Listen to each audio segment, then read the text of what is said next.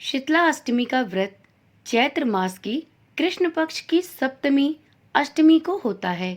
शास्त्रों के अनुसार इस पूजा का बहुत महत्व है और इसे करने से घर रोगों से दूर रहता है। स्कंद पुराण के अनुसार इस व्रत को 4 महीनों में करने का विधान है। इस व्रत पर एक दिन पहले बनाया हुआ भोजन माता शीतला को अर्पित किया जाता है, इसलिए इसे बसौड़ा, लसौड़ा या बसियौरा भी कहते हैं। चलिए जानते हैं क्यों मनाया जाता है बसौड़ा पर्व। बसौड़ा शीतलता का पर्व भारतीय सनातन परंपरा के अनुसार महिलाएं अपने बच्चों की सलामती, आरोग्यता व घर में सुख शांति के लिए रंग पंचमी से अष्टमी तक मां शीतला को बसौड़ा बनाकर पूजती हैं। बसौड़ा में मीठे चावल, कढ़ी, चने की दाल, हलवा, रबड़ी, बिना नमक की पूरियां, पुए आदि एक दिन पहले ही रात में बनाकर रख लिए जाते हैं।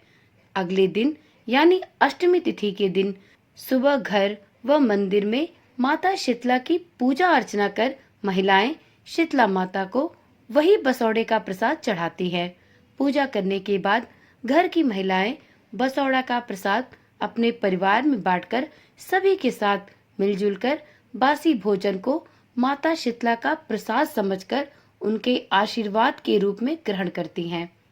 किंवदंतियों के अनुसार बसौड़ा की पूजा माता शीतला को प्रसन्न करने के लिए की जाती है।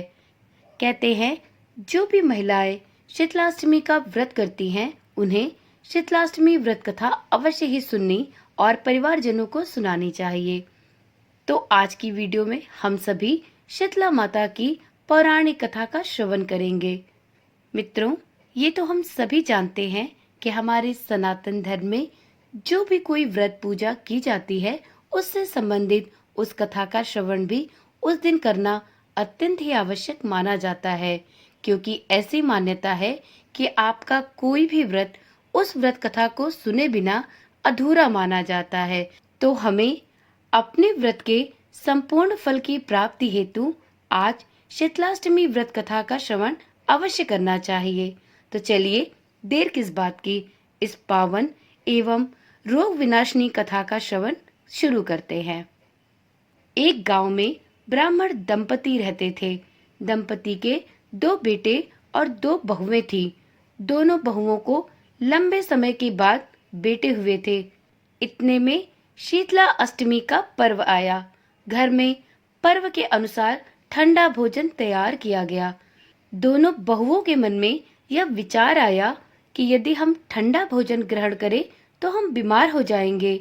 बेटे भी अभी छोटे हैं। इस कुविचार के कारण दोनों बहुओं ने तो पशुओं के दाने तैयार करने के बर्तन में गुपचुप 2 बाटियां तैयार कर ली। सास बहू शीतला माता की पूजा करके जब घर वापस आई तो शीतला माता की कथा सुनी।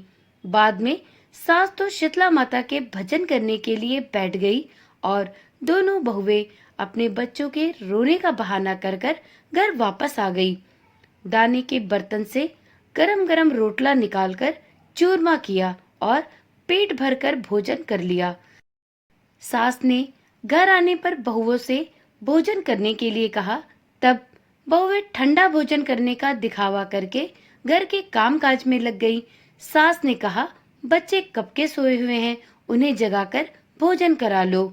बहुएं जैसे ही अपने अपने बेटों को जगाने गई तो उन्होंने अपने बच्चों को मृत पाया। ऐसा बहुओं की करतूतों के फलस्वरूप शीतला माता के प्रकोप से हुआ था। बहुएं विवश हो गई और तड़पकर रोने लगी।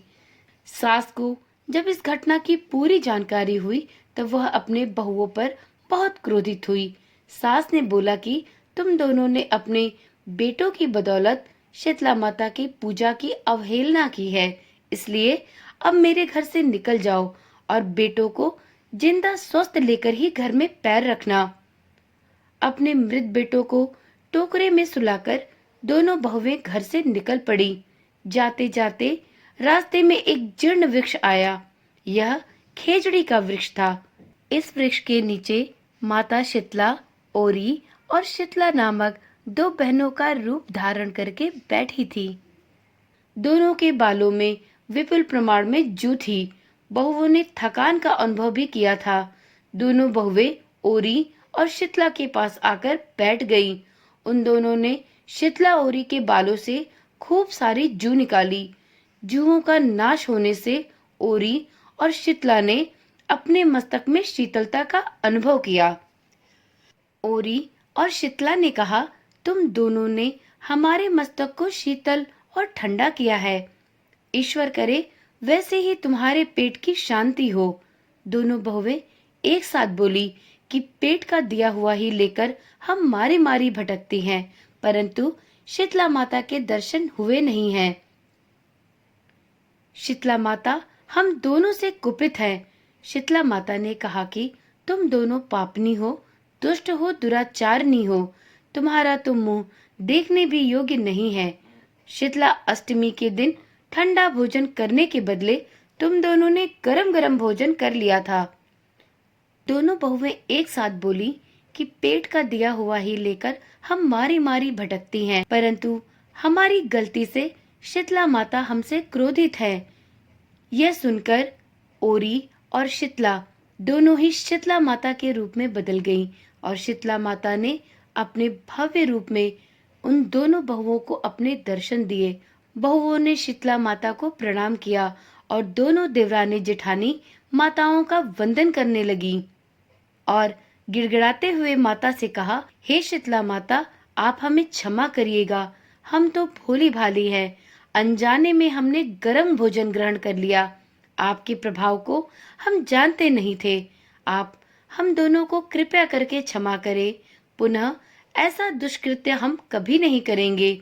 उनके पश्चाताप भरे वचनों को सुनकर दोनों माताएं प्रसन्न हुईं।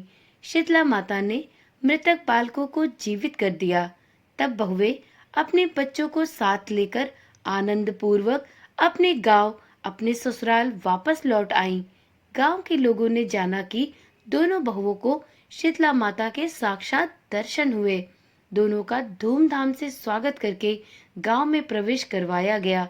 बहुओं ने कहा, हम गांव में शीतला माता के मंदिर का निर्माण कराएंगी और प्रत्येक 4 महीने के बाद शीतला अष्टमी के दिन शीतला माता की पूजा करेंगे और उन्हें ठंडे बासी भोजन का भोग लगाएंगे।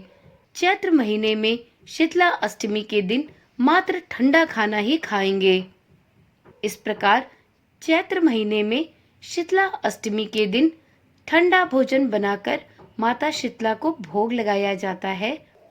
हे शीतला माता, जैसे आपने उन दोनों बहुओं पर अपनी कृपा दृष्टि बरसाई, वैसी कृपा आप सब पर करें। श्री शीतला माँ सदा हमें शांति, शीतलता तथा आरोग्य दे।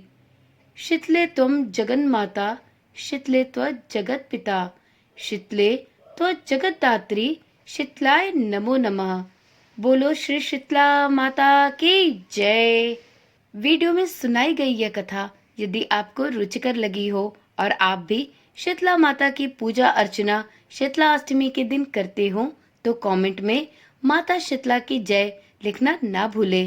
तो चलिए कल मिलते हैं एक नई वीडियो, एक नई जानकारी के साथ। इसी प्रकार की व्रत कथाएं सुनने और जानकारी वाली वीडियोस पाने के लिए इस चैनल के साथ जुड़े रहे। साथ में नोटिफिकेशन बेल को ऑन करना ना भूले। ओम नमः शिवाय।